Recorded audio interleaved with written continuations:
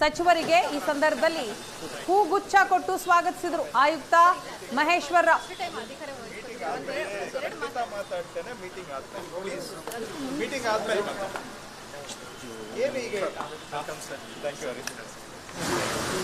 ಮಾತಾಡೋಣ ಫ್ರೀ ಆಗಿ ನೀವು ಮಾತಾಡೋಣ ಬಟ್ ಮೀಟಿಂಗ್ ಆದ್ಮೇಲೆ ಪ್ಲೀಸ್ 10:30ಕ್ಕೆ ನಾವು ಮೀಟಿಂಗ್ ಸ್ಟಾರ್ಟ್ ಮಾಡ್ತೀವಿ.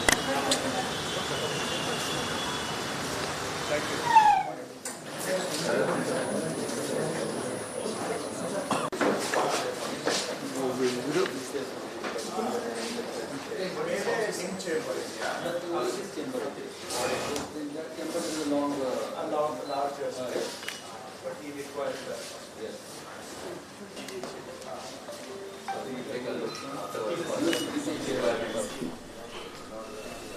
ದೃಶ್ಯದಲ್ಲಿ ನೋಡ್ತಾ ಇದ್ದೀರಿ ಸಚಿವ ಕೃಷ್ಣ ಭೈರೇಗೌಡ ಕೊನೆಗೂ ಕೂಡ ಸಚಿವರಾಗಿ ಅಧಿಕಾರವನ್ನ ಸ್ವೀಕರಿಸಿದ್ರು.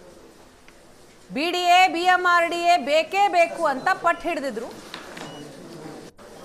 ಇಲ್ಲದೆ ಹೋದ್ರೆ ಕಾರ್ಯನಿರ್ವಹಿಸೋದಕ್ಕೆ ಕಷ್ಟ ಆಗತ್ತೆ, ರಿಸಲ್ಟ್ ಕೊಡೋದಕ್ಕೆ ಆಗಲ್ಲ ಅಂತ ಹೇಳಿದ್ರು, ಮಾತನಾಡಿದ್ರು.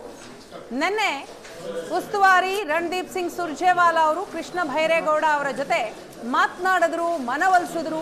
ಮುಂದೆ ನೋಡೋಣ, ಈಗ ಸದ್ಯ ಅಧಿಕಾರ ವಹಿಸ್ಕೊಳ್ಳಿ, ಕೆಲಸ ಶುರು ಮಾಡಿ ಅಂತ ಸೂಚನೆಯನ್ನ ಕೊಟ್ಟರು. ಆ ಹಿನ್ನೆಲೆಯಲ್ಲಿ ಇವತ್ತು ಜಿಬಿಎ ಕೇಂದ್ರ ಕಚೇರಿಗೆ ಕೃಷ್ಣ ಭೈರೇಗೌಡ ಆಗಮಿಸಿದ್ರು. ಮಾಧ್ಯಮದವರು ಕೂಡ ಮಾತನಾಡ್ತಾರೆ. ಈ ಸಂದರ್ಭದಲ್ಲಿ ಮಾತಾಡೋಣ, ಸಭೆ ಕರೆದಿದ್ದೀನಿ, ಸಭೆ ಆದ ನಂತರ ಎಲ್ಲರ ಪ್ರಶ್ನೆಗೆ ಉತ್ತರ ಕೊಡ್ತೀನಿ ಅಂತ ಹೇಳಿದ್ರು.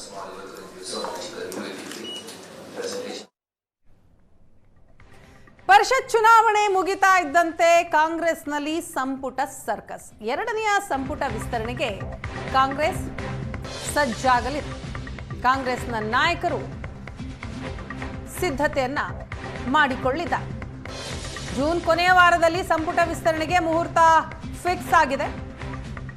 ಪರಿಷತ್ ಚುನಾವಣೆ ಮುಗಿತಾ ಇದ್ದ ಹಾಗೆ ಕಾಂಗ್ರೆಸ್ನಲ್ಲಿ ಸಂಪುಟ ಸರ್ಕಸ್ ಶುರುವಾಗುತ್ತೆ.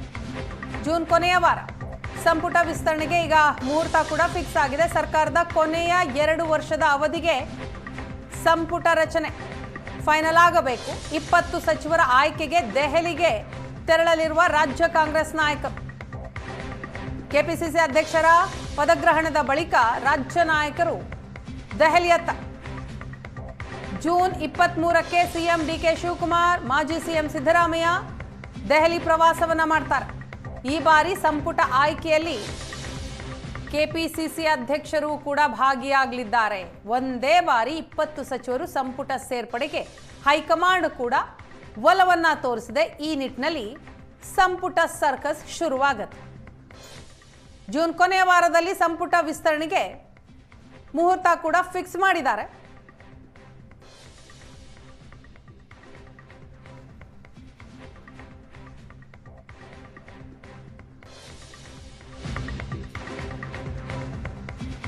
ಸಂಪುಟ ವಿಸ್ತರಣೆಯಲ್ಲಿ ಬಣಗಳಿಗೆ ಮಣೆ ಹಾಕುತ್ತಾ ಹೈಕಮಾಂಡ್.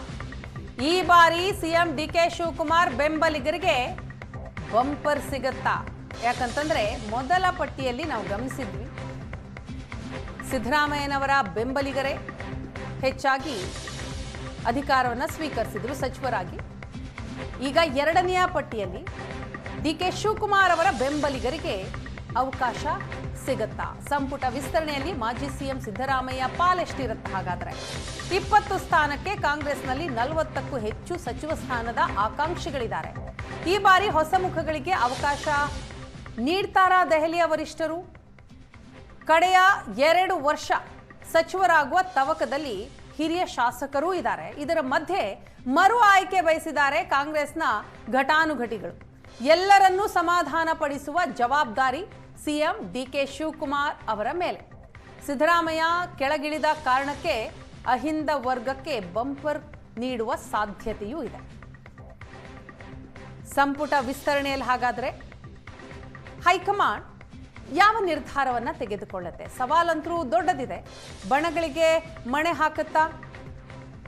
ಸಂಪುಟ ವಿಸ್ತರಣೆಯಲ್ಲಿ ಈ ಬಾರಿ ಸಿಎಂ ಸಿದ್ದರಾಮಯ್ಯನವರ ಪಾಲೆಷ್ಟು? ಸಿಎಂ ಡಿಕೆ ಶಿವಕುಮಾರ್ ಬೆಂಬಲಿಗರಿಗೆ ಈ ಬಾರಿ ಎಷ್ಟು ಸ್ಥಾನಗಳು ಸಿಗುತ್ತೆ?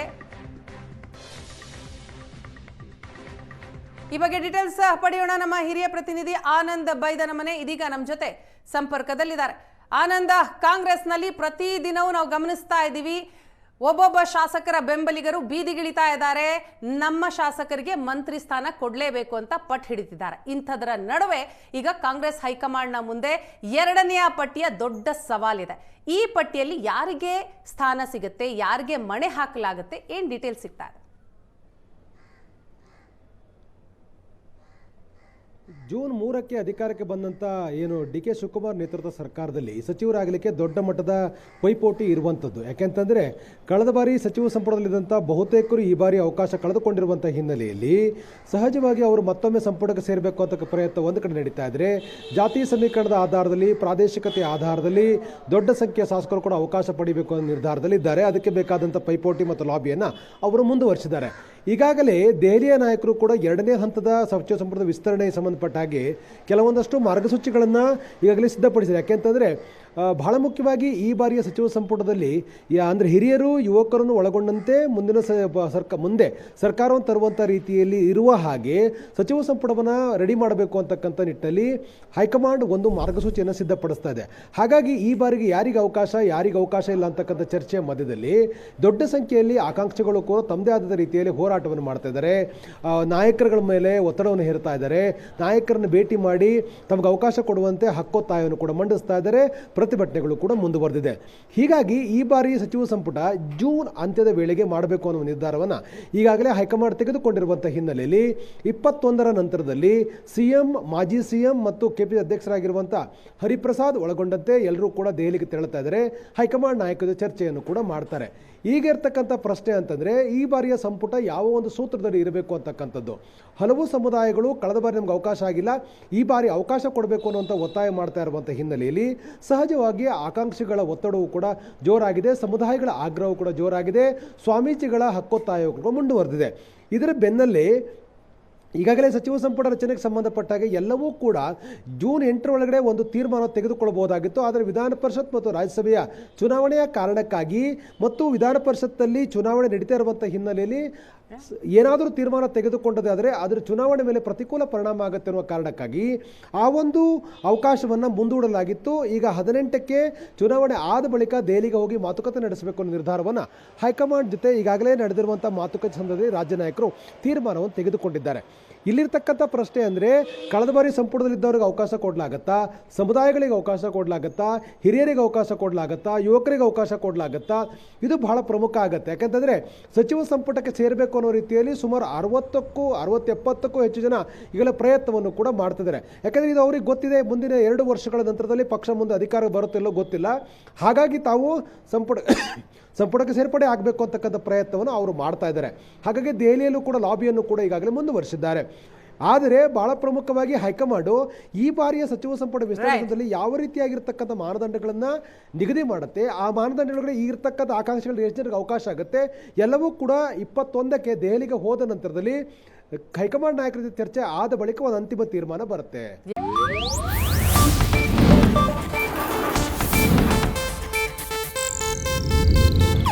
ಇದು ಏಷ್ಯಾನೆಟ್ ನ್ಯೂಸ್ ನೆಟ್ವರ್ಕ್ ಪ್ರಸ್ತುತಿ.